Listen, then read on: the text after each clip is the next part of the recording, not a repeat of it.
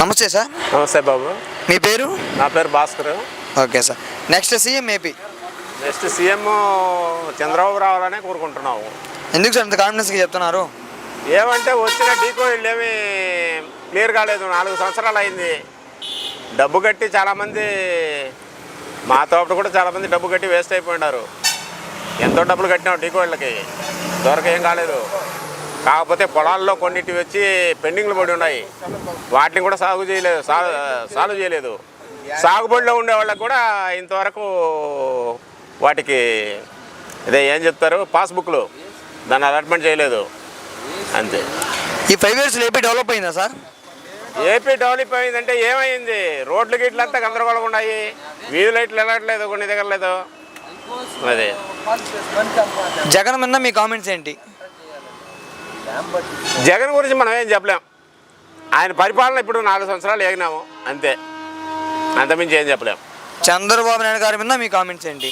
Comments అంటే అంతకుముందు అన్ని సదుపాయాలు అన్నీ చేసినారు. కాకపోతే చేసిన ఇళ్ళు అట్నే మూలబడి ఉన్నాయి, అంతమించి ఏం చెప్పలేం. రీసెంట్గా చూస్తే పొత్తులు పెట్టుకున్నారు కదా సార్, టీడీపీ జనసేన, దాని మీద మీ కామెంట్స్ ఏంటి? వాళ్ళ గురించి మనకు అవసరం లేదండి.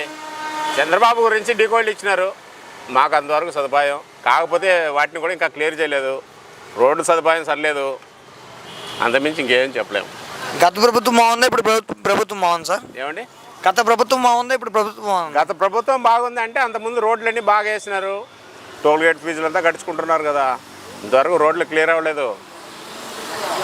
ఇంతమంది ఇప్పుడు ఈ తిరుపతి రోడ్డు ఇంకా అట్నే ఉన్నది, అధ్వానంగా 4 సంవత్సరాలు అవుతుంది కదా, ఇంతవరకు ఏం లేదు. చాలామంది బాధపడుతున్నారు, చాలామంది యాక్సిడెంట్లు అవుతున్నాయి, ఇవన్నీ జరుగుతూ ఉన్నాయి. Okay sir. రాత్రులు పోతే గంటలు ఏం సదుపాయం లేకుండా దూకేస్తుండదు బండి అంతే. మిగతాది వచ్చి మీ యూత్ రేపు బాగుపడాలంటే వాళ్ళ ప్రభుత్వం వస్తే బాగుపడుతుంది. ఏ ప్రభుత్వం సార్? చంద్రబాబే. నా ఓటు ఇంతకుముందు వైఎస్ఆర్గా మన జగన్ గారికే వేసాను, ఈసారి చంద్రబాబుకే వేస్తానని చెప్పేసి నమ్మకంగా చెప్తున్నా. Okay sir. ఫైనల్గా next CM AP? Next CM మన చంద్రబాబు వస్తేనే మనకు బాగుపడుతుంది నేను ఆలోచిస్తాను. Okay, thanks sir.